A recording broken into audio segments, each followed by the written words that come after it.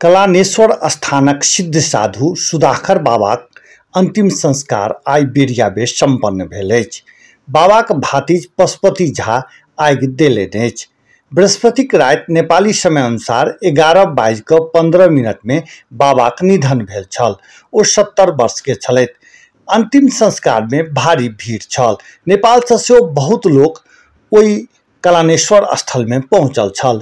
निधनक बाद हुनक पार्थिव शरीर के आम लोकक दर्शनक लेल कलानेश्वर स्थान में राखल गेल छल। कलानेश्वर स्थान वएह स्थान अछि जहिठाम परमहंस बाबा लंबा समय धरि रहल छलथि। सुधाकर बाबा जनकपुर धाम उप महानगरपालिका 25क बभनगामाक छलथि। ओ 4 दशक पूर्व परमहंस बाबाक शिष्य भऽ गेल रहथि।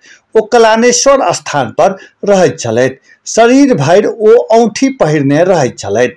औँठी पहिरलाक कारणे हुनका स्थानीय सब औँठी बाबा कहि कऽ श्रद्धावश सेहो कहल करैत छलथि। 1 हफ्ता पूर्व हृदयघात भेलाक कारणे हुनक उपचार बासोपट्टी में भऽ रहल छल।